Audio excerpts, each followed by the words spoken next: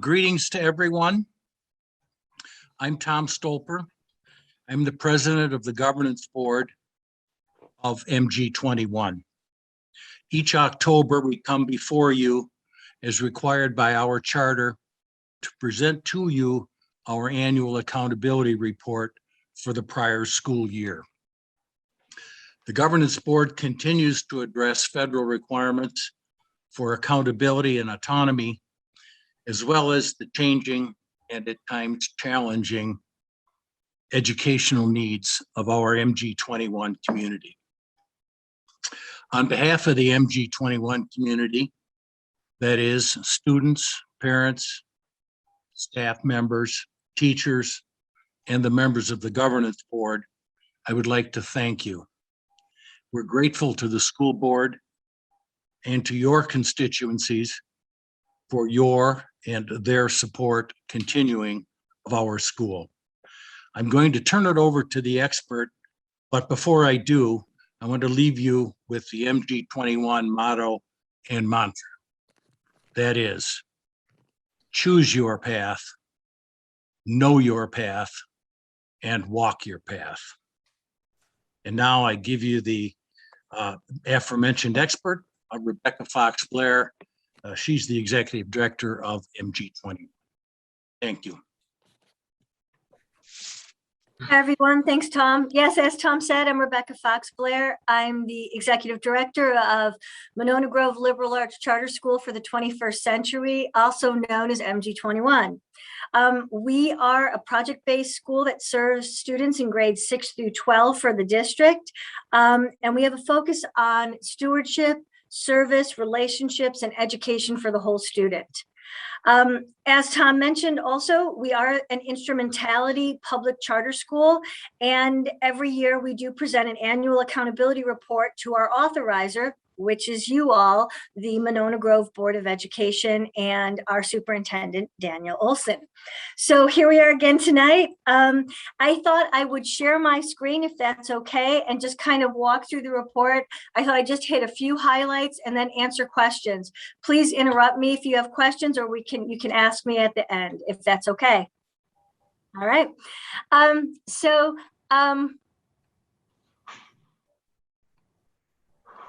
I started the report with just our basic demographic data. What I think I want to just call your attention to, our enrollment last year hovered around 68 students for both campuses. Our middle campus still has a lower enrollment than we would like.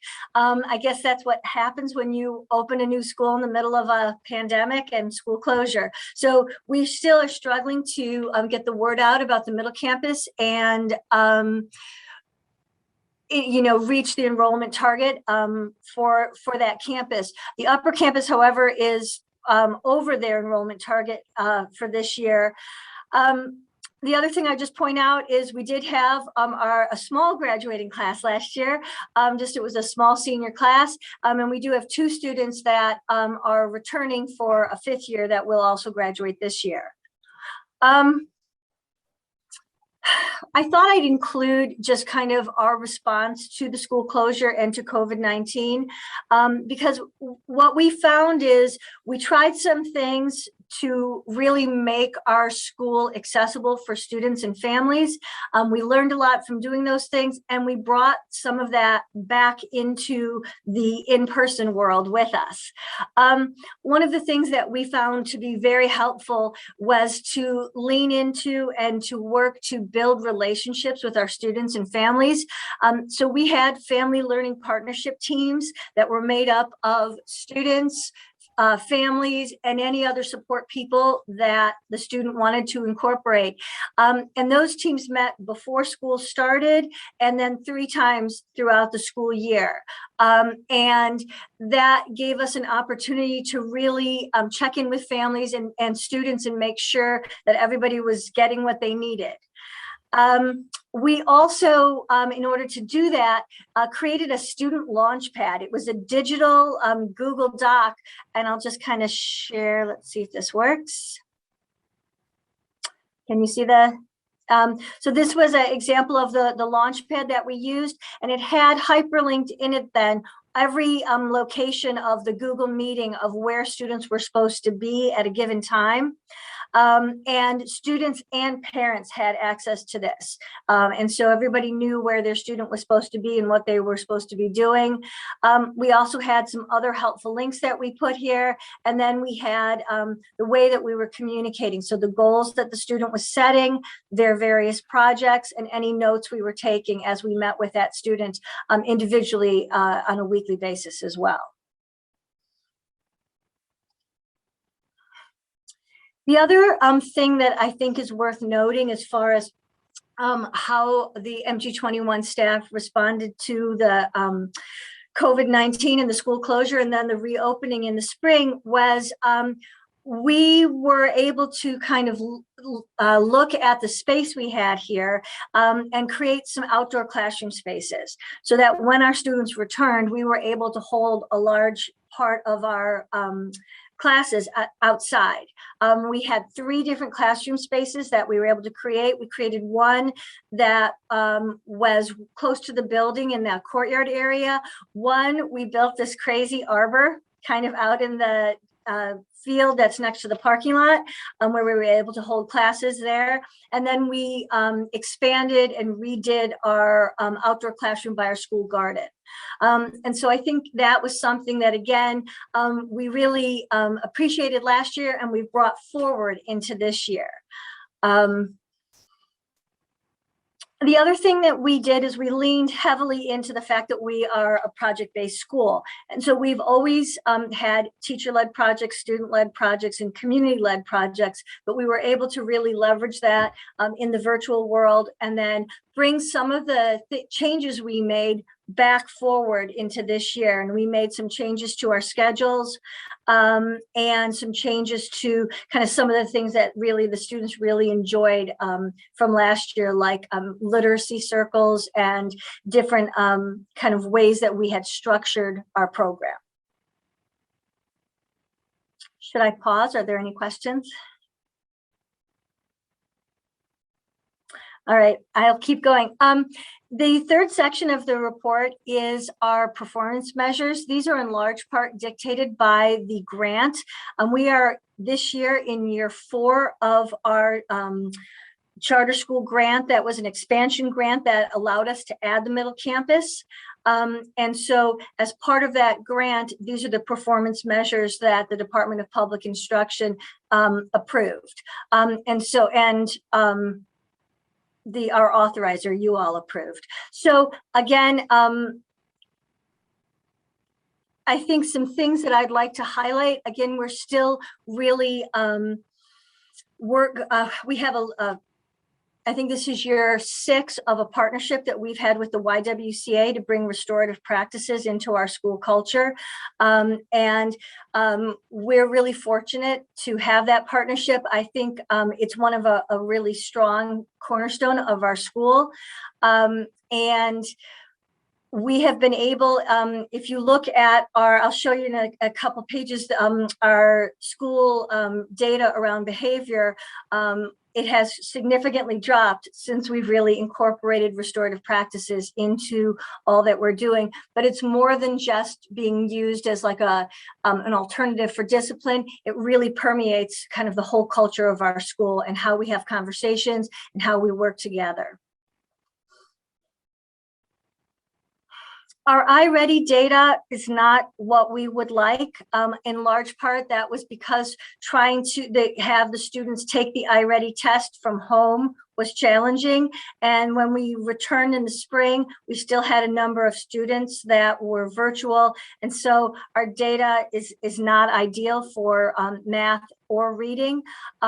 We did also give a writing assessment, and students did make some strong progress in their writing over the year at the middle campus. I feel like we were very strong in connecting with parents last year. We had opportunities for parents to meet on a monthly basis. We had kind of virtual parent outreach meetings as well as the learning partnership team meetings.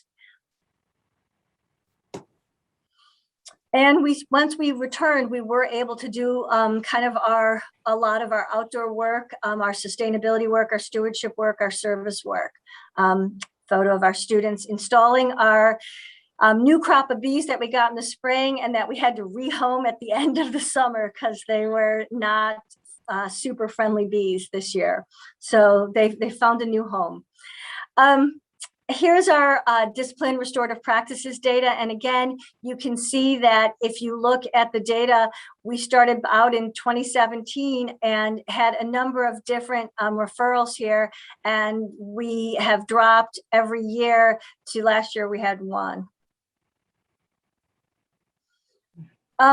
Our restorative practice data, we weren't really able to do a lot of circles in the virtual world, but we did have our restorative justice circle keepers continue meeting and continue kind of planning community activities that were virtual for our students. I've included the budget data, our regular budget and our grant budget. We did carry over $51,825.96 to this year because we were not able to complete some of our purchases due to supply shortages, due to the school closure. So that will be added to this year's grant monies. Our staff was able to really take advantage of being virtual as far as taking classes, attending conferences. You can see there were a lot of different things that staff members did over the closure and throughout last year. As a teacher-led school, we work with our administrators, but in large part, we run the school day to day. And we moved, as we've expanded and had more students and more staff, we've moved to a shared leadership model. And so this past year was our first year of really implementing that. We had a number of different shared leadership teams, and each team kind of set their own goals and kept their own data. And I think we were very successful, even doing this virtually. And we will continue this work this year. Our teams are meeting as well.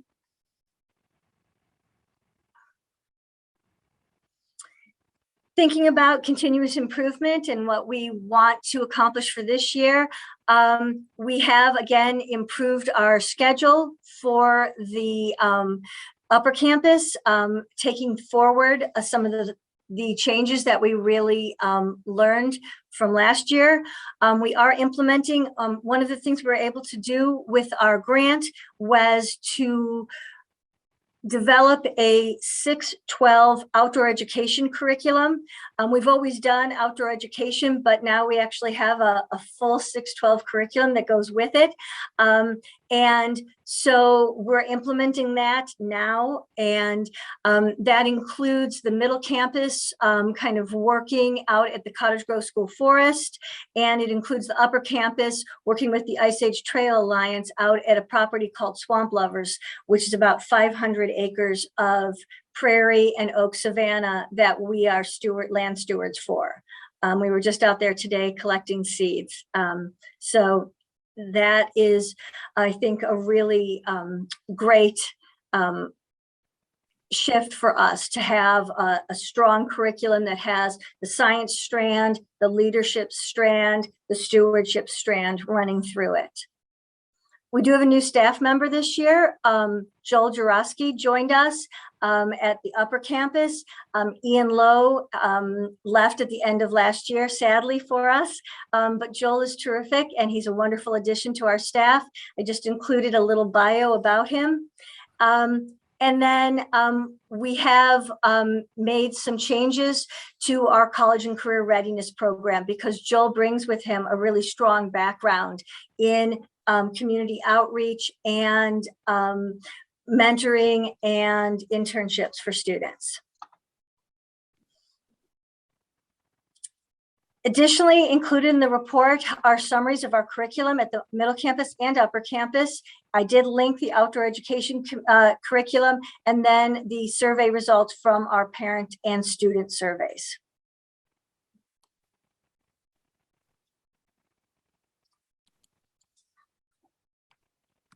Are there any questions? Elizabeth? Lorraine. Thanks, Rebecca, for this presentation. It was really great. It was nice to see kind of your efforts around restorative practices and the impact that that have. And I love the outdoor education. I think it's awesome and great. And I can't wait to hear your report again around how it's been going. My one question that I have for you is around enrollment at the middle campus, and recognizing the fact that, you know, last year was a tough year for recruitment. Curious to know what your recruitment strategies are this year to increase that enrollment for next year. Well, hopefully we'll be able, I mean, one of the strongest ways that we have always found to recruit students is we do exhibition nights. And so once you're able to have parents and families and people in the building, having them come in and see the students' projects, have the students be able to speak with people about their work and their projects, that is kind of our biggest, you know, having people be able to come into the space. So we're optimistic that maybe there will be some options to do that as the year goes on. Additionally, you know, we have been presenting to different schools, having students go on and looking to try to do more outreach, like to the staff. I think there's a lot of staff that don't know who we are because there's new staff in all the buildings. And so wanting to kind of do some outreach there. But we're open to any suggestions. That makes sense. I'm curious to know, now that you have alumni, if you've thought about leveraging your alumni at all. Absolutely. They're fabulous. We have right now, one of our alumni students is kind of helping with our circle keepers and with our restorative practices, kind of coming in and helping work with the middle campus and upper campus groups. Great, thanks. Mm-hmm. Susan Manning? Yeah, actually, your alumni reach out all the time. I was having coffee one time over at the Gardens, and one of your alumni was working there, and she actually sat down at the table and talked to me about how wonderful her experiences were. Again, reaching out into the community and with comfort. My question was, can you just give us just a couple examples of kind of your community-led projects, some of the things you've done? Because I've heard about some of them, but I know that you didn't have time to go into depth in all those areas, but that was a major area of yours. So for us, the community-led projects are kind of a mix. Some of them are service related, and some of them are bringing in members of the community virtually, or, you know, in the past in person, to teach and to kind of share their expertise and their skills with students. So last year, we were very fortunate to have a partnership with the city of Monona, and we worked with the with Will Nimmo to do a series of sustainability interviews. And so they wanted to publicize a lot of different local initiatives around sustainability in Monona. And so our students developed some questions, and then they interviewed local people about their sustainability efforts. And then those spots were edited and then aired on WVMO. And so that was a really cool opportunity for our students. And, you know, we learned a lot doing it as well. In years past, we've also done things with like the Dane Arts Mural Arts. We did the mural over by Southtown. We've done some of the storm drain murals. So those are some things that we've done out in the community. We've, like I said, a long-standing partnership with the Ice Age Trail Alliance, and we do trail restoration work. So, and then bringing in people from the community. In the past, we've partnered with like Sector 67, and Chris Meyer has come in and worked with our students. We've usually we have kind of a arts partnership going on, a technology partnership going on. And so we have different people from the community coming in and working with students on different projects. Does that answer? Yes, thank you. Okay. That's wonderful. Oh, Peter. It sounds to me like your educational model was more resilient in face of COVID than what else we're doing in the district. Do you think that that's a reasonable assessment? That's hard to say. I feel like there were a lot of pretty fabulous things that happened in the district. And I think, all the teachers in the district worked really hard to engage students. And I do feel that project-based learning did lend itself to being able to kind of go virtual. We did a lot of different things to try to stay connected with our students. I think our smaller size was advantageous for us because we were able to meet one-to-one with students. We were able to connect with families and have those learning partnership team meetings on a regular basis. And so I think that allowed us to also be, very flexible and meet the needs of students and families. What sort of things what sort of lessons do you take? What sort of things that you might have been, sort of forced to by the disruption that you're going to take forward? What sort of silver linings are there to the disruption that we've seen that are things that you're going to take forward? Well, I think, again, I think everybody walked away from this experience realizing that relationships matter and that you've got to lean into those and work to build those with families and students. And so, I think that's something that we've always known, but I think kind of creating this idea of these family learning partnership teams was really, it's something we had done, but not as intentionally as we ended up doing. And I feel like that's something that we are definitely taking forward because it's really allowed us to bring in families in a different way. Great, thanks. And thanks again for, it's a very comprehensive report. I really appreciate the report, and I also note that I need to connect with you on some sustainability issues. So, and there's some opportunities for your students to help us out, I think. That's wonderful. Yes, thank you. All right, there are no further questions. So both Tom and Rebecca, thank you for this report. And we appreciate all that you're doing for your students. I can attest of the great work that you're doing at MG21. Lorraine, I think Susan Fox had threw her hand up. Yeah, it actually wasn't going to be a question. It was really just going to be the same. Sorry, Susan. I look forward to your report every year, and because it always is so comprehensive, and I appreciate the new developments. And I was happy to see the apprenticeships this year, and there's just always something new going on. And I so appreciate the work that you all do. So thank you very much. Thank you so much for all your support, and thank you for having us tonight. Appreciate it. I add my thanks to all of you. Thank you very much.